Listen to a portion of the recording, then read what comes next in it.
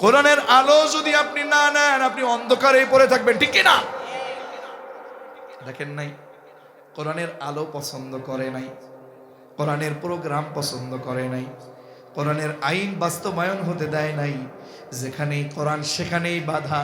ইতিপূর্বে দেখেছেন, যেখানেই কোরআনের কর্মী সেখানেই মিথ্যা মামলা, যেখানে কোরআনের কর্মী সেখানেই মিথ্যে বানোয়াট মামলা, যেখানেই কোরআনের কথা সেখানেই ফাঁসির কাস্টে ঝুলানোর নাটক, যেখানেই কোরআনের কর্মীরা কোরআনের পাখিরা কথা বলতো সেখানেই যাবজ্জীবনের সুযোগ ছিল। আগে কথা বলেন ঠিক কিনা? যারা আল্লাহর কোরআনের উপরে অ্যাটাক করবে, যারা আল্লাহর কোরআনের আইনকে অবমাননা করবে, যারা আমার আল্লাহর কোরআনের কথাগুলো সমাজের ভিতরে বাস্তবায়ন করতে দেবে না, ওরা যদি নিজেদেরকে আমি মনে করবে, ওরা যদি নিজেদেরকে বলে আমরা 41, আল্লাহ কয় না তুই 24, ঠিক না? বলবে 41, আল্লাহ কয় না তুই 24।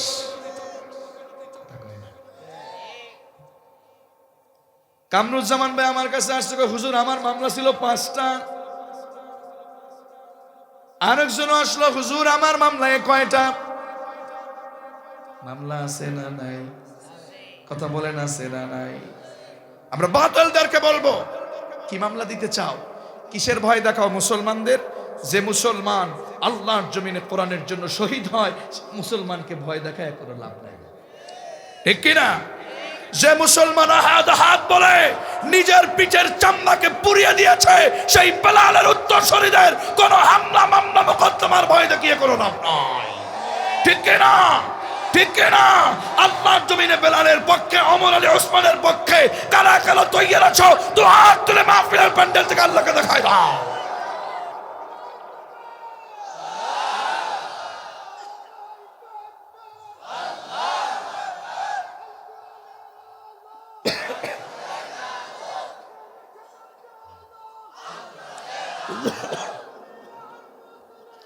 আমার বন্ধুগণ, আমার বন্ধুগণ, যশোরবাসী, আপনাদেরকে সোচ্চার থাকতে হবে, আপনাদেরকে সাবধান থাকতে হবে, আপনাদেরকে সর্বোচ্চ পর্যায়ের চিন্তা চেতনা নিয়ে আল্লাহর জমিনে বসবাস করতে হবে। হয়তো আমাদের মরণ হবে, না হয় কোরআনের জয় হবে, হয়তো আমাদের মরণ হবে, না হয় কোরআনের জয় হবে। আমাদেরকে এই চিন্তা রেখে আল্লাহর জমিনে কাজ করতে হবে। জীবন যিনি দিয়েছেন তার জন্য জীবন দিব, জীবন যিনি দিয়েছেন তার জন্য 1000 বার পারলে 1000 বার জীবন দিব। তারপরেও কোরআন এবং আল্লাহ রাসূলের ইজ্জত দিয়ে ছিনিমিনি খেললে আল্লাহর জমিনে আমরা তাকে ছাড় দেব না। কথা বলো ঠিক না? আমার বন্ধুগণ, এজন্য আমি আপনাদেরকে বলবো, কোরআন যদি বলে আমাদেরকে সত্যের পথে আসো, আমরা চলে যাব। পারবো কি ইনশাআল্লাহ?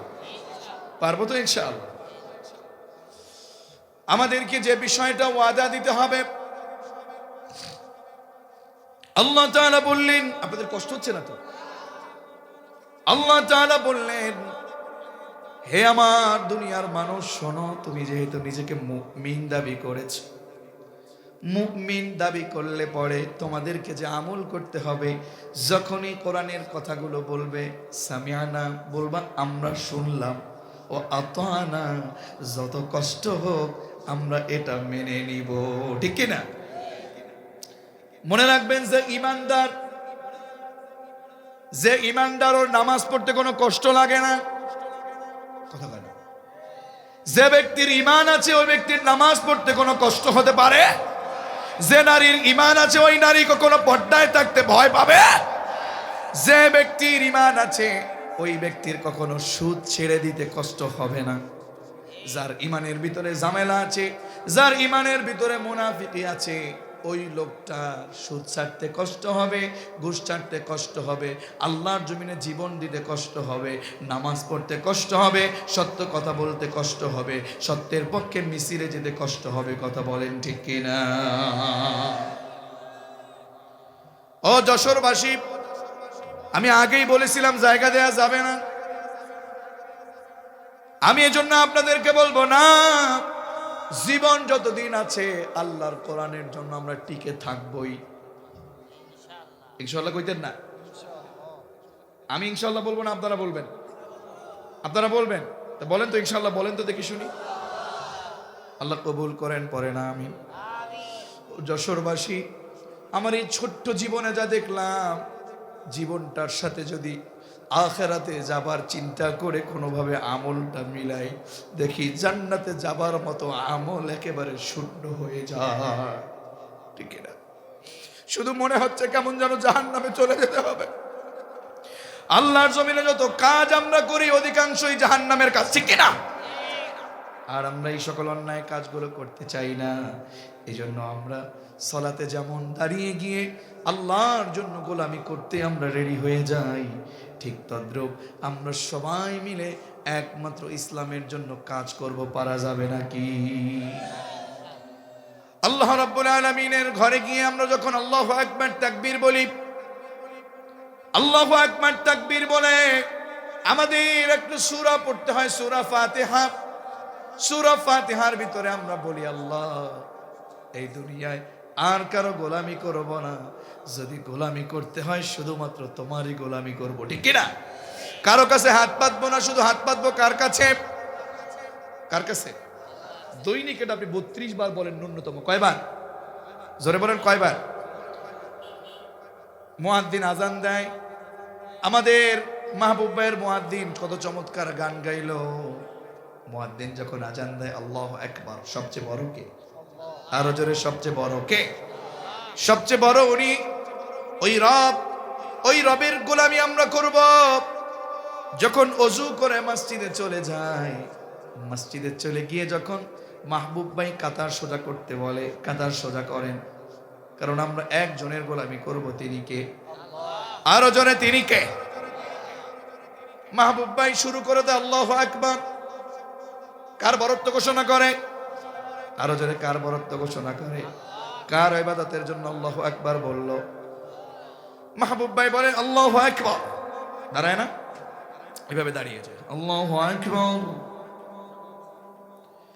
এরপরে শুরু করে দেয় সূরা ফাতিহা। কি বলে সেখানে? আল্লাহু আকবার তাকবীরের পরে শুরু হয়ে যায় আলহামদুলিল্লাহি রাব্বিল আলামিন আর রহমানির রহিম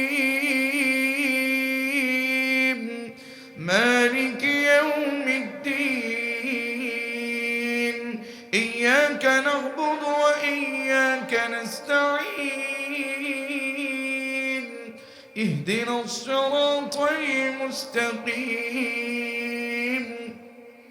صراط الذين أنعمت عليهم غير المغضوب عليهم ولا الضالين। কার বরত্ব ঘোষণা করেছে? কার? আল্লাহর বরত্ব ঘোষণা করবার সাথে সাথে মাহবুব ভাই পড়ে ফেলে আলহামদুলিল্লাহি রাব্বিল আলামিন। আল্লাহু আকবার কোন? যত প্রশংসা কোন ইমামের না, কোন নেতার না, কোন নেত্রীর না, কোন বাবার না, কোন মায়ের না, যত প্রশংসা সব কার? আরো জোরে, সব কার? সব প্রশংসা মালিকের। মালিক ছাড়া অন্য কারো প্রশংসা নাই। মালিকের প্রশংসা করলে মালিক খুশি হয়ে যায়, ঠিক কিনা?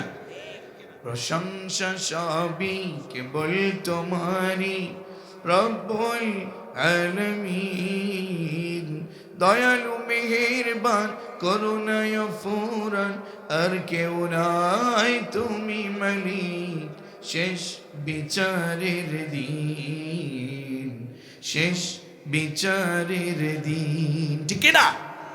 আমাদের মালিক কে? জোরে বলেন, শেষ দিবসের মালিক কে? মালিক ইয়াউমিদ্দিন বলার পরে আমার মাহবুব ভাই বলে ফেলে, এই পড়েন, ইয়্যাকা না'বুদু ওয়া ইয়্যাকা নাস্তাঈন। মালিক শুধুমাত্র তোমার গোলামি, আইন মানবো শুধু তোমার, গোলামি শুধু তোমার, আর কারো আইন মানবো না, আর কারো গোলামি করবো না। শুধু কিন্তু টাকটুক আপনি যে সাজদা দিলেন মুনাফিকি করিয়া, আল্লাহ কিন্তু এটার উপর খুশি না। আপনাকে আল্লাহ দেখবে যে মালিকের গোলামি করলেন, যে মালিকের সাজদা দিলেন, সে মালিকের আপনি আইন মানলেন কিনা, আল্লাহ কিন্তু সেটা দেখবেন, ঠিক কিনা?